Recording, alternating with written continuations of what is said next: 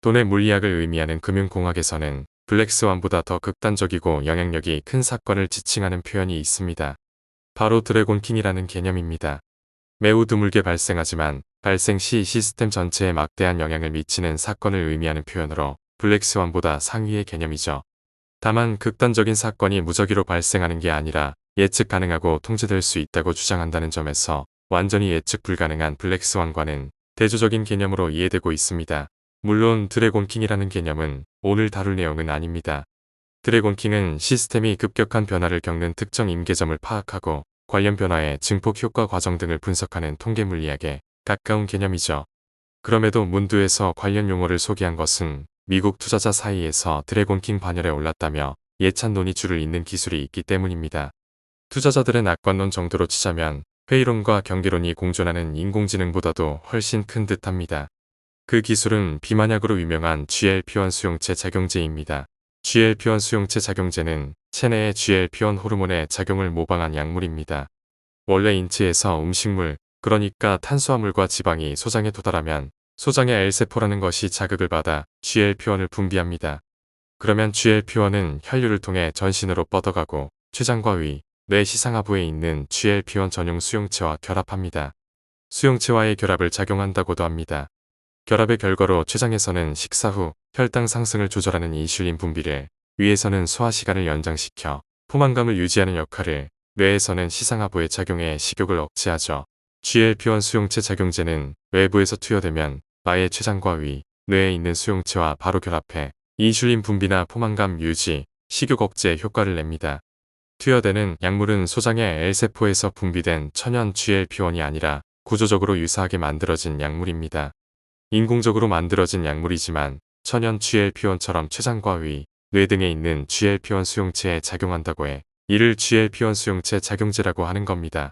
원래 GLP-1 수용체 작용제는 인슐린 분비 능력이 있지만 분비량이 많지 않은 제2형 당뇨병 환자에게 쓰였습니다.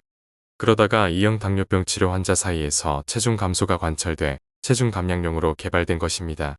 2형 당뇨병 환자의 경우 GLP-1 수용체 작용제의 용량이 적은 반면 체중 감량용은 더 높은 용량으로 처방되는 게 차이점입니다. 용량이 높을수록 포만감 유지와 식욕 억제가 비교적 강해져 체중 감량 효과가 커지는 것으로 조사됐기 때문입니다. 다만 그만큼 구토 등 부작용 발생 확률도 높아져 당뇨병 환자들에게는 높은 용량이 처방되지 않습니다. GLP-1 수용체 작용제가 드래곤킹 반열에 올랐다는 이야기가 나오는 건 그 효과가 단순히 당뇨병 치료와 체중 감량에 그치지 않고 각종 건강상 이점이 있다는 연구 결과가 있기 때문입니다. 심장병과 신장질환, 뇌졸중 위험 감소, 전신염증 완화, 지방간 개선의 결과가 발표되는가 하면 알츠하이머병이나 인지기능장애, 우울증 등 여러 신경퇴행성 질환 치료에도 잠재력이 있다고 판단돼 관련 임상시험이 진행 중입니다. 2형 당뇨병 환자에게서 GLP-1 수용체 작용제가 신경세포의 생존을 촉진하고 신경연결 재구성 능력 등 신경가소성을 증진시키는 것으로 보고됐기 때문입니다. 이 정도면 만병통치약을 넘어 가히 드래곤킹이라고 할 만합니다. 현재 세계에서 체중 감량용 GLP-1 약물을 시판 중인 곳은 덴마크의 노보 노르디스크와 미국 일라이릴리 단 두 곳뿐입니다. 양사 각각 위고비와 제프바운드라는 브랜드명으로 미국 식품의약국 FDA에서 2021년 6월과 2023년 11월 승인을 받아 판매 중입니다. 원래는 노보 노르디스크의 삭산다가 2014년 FDA의 승인을 받아 가장 먼저 출시됐지만 비교적 저조한 편의성 및 체중 감량 효과와 높은 부작용 발생률 등으로 시장에 관심을 받지 못했습니다. 그러다가 편의성과 효과 등을 보강한 위고비라는 약물로 세상을 뒤흔든 것이죠. 노보 노르디스크와 일라이릴리의 주가는 입이 떡 벌어질 정도로 상승했습니다. 최근 5년 노보 노르디스크 주가는 348% 뛰어 올라 4.5배가 됐고 일라이릴리는 746% 올라 8.5배가 됐습니다. 같은 기간 S&P 500의 수익률 96%를 무색하게 합니다. 비만약을 먼저 출시한 노보 노르디스크가 일라이릴리보다 수익률에서 뒤처진 것은 투자자 사이에서 생산 능력이 열세에 있고 약물 효과도 밀리는 것으로 판단됐기 때문입니다. 그래도 주식시장이 노보 노르디스크의 예상 연간 이익에 지불하는 프리미엄, 즉 PER은 31배로 S&P 500의 22배를 크게 넘습니다. 일라이릴리는 51배로 훨씬 크죠. 월가에서는 이미 수배 단위로 뛴 노보 노르디스크와 일라이릴리의 주가가 더 상승할 것으로 보고 있습니다. GLP-1 약물 시장이 지금부터 가파르게 팽창할 것으로 예상되는 가운데 양사가 관련 시장 점유율 대부분을 차지할 것으로 전망하고 있기 때문이죠.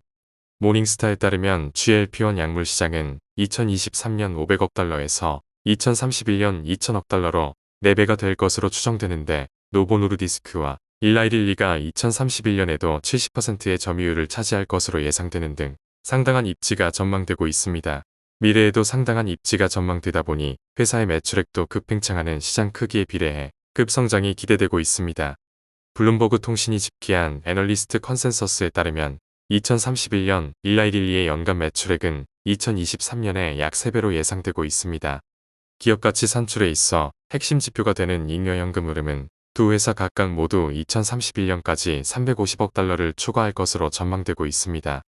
2023년 일라이릴리와 노보 노르디스크의 잉여현금 흐름은 각각 약 8억 달러, 99억 달러였습니다.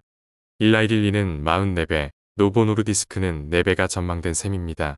애널리스트들은 당장 1년 내라는 기간만 놓고 봤을 때에도 주가가 상당폭 상승할 것으로 기대합니다. 팀랭크스가 집계한 애널리스트 컨센서스에 따르면 노보 노르디스크 주가는 지금부터 12개월 내 31%의 추가 상승폭이 평균적으로 예상된 한편 일라이릴리는 14% 상승률이 평균적으로 점쳐집니다. 투자 의견도 두 기업 모두 매도 의견은 존재하지 않고 매수 의견이 압도적입니다. 이런 월가의 시선이나 투자 커뮤니티 이야기를 종합해봤을 때 두 회사에 대한 강세론은 사실상 만장일치의 상태라고 할 수 있겠습니다. 그렇다면 일라이릴리와 노보 노르디스크는 가히제왕적이라고도 할 수 있는 이 강세론의 열기를 언제까지 이어갈 수 있을까요? 장기적으로도 GLP-1을 둘러싼 예찬론이 추동하는 상승세가 계속될까요? 아니면 주가가 조만간 크게 부러지는 상황이 올까요? 그 답은 어쩌면 GLP-1처럼 과거 블록버스터급 약물에 힘입어 호시절을 누렸던 다른 대형 제약사의 주가 추이에서 찾을 수도 있을 것 같습니다. 모든 개발 약물에는 특허 만료일이 존재합니다. 특허가 영구적이라면 관련 약물 가격이 계속 높게 유지돼 환자 다수의 접근성이 제한될 수 있기 때문이죠. 특허 만료일은 그 시기가 다가올수록 개발 기업에는 악재가 됩니다. 특허가 만료되면 종전까지 법의 아래에서 보호받던 독점적 지위가 제네릭 약물의 출현으로 사라지고 경쟁은 심화하면서 원 개발사의 매출과 이익은 약가 하락에 따라 감소할 수밖에 없기 때문이죠. 주가는 이를 미리 반영해 떨어집니다. 그 시기는 약물마다 다르지만 최소 수년 전부터 주가가 저조해지는 현상이 나타납니다. 관련 현상은 규모를 막론하고 어렵지 않게 볼 수 있습니다. 먼저 아스트라제네카의 예를 들어볼까요? 아스트라제네카에는 각각 2001년과 1997년 출시된 위장질환 치료제 넥시움과 항정신병 약물 세로켈이라는 블록버스터급 약물에 대한 독점권을 보유하고 있었습니다. 두 개 약물 모두 출시 당시 관련 분야의 소위 게임체인저 약물로 불리며 상당한 호평을 받았죠. 넥시움은 한때 2005년 연간 매출액이 46억 달러, 세로켈은 2011년 66억 달러에 달했었습니다.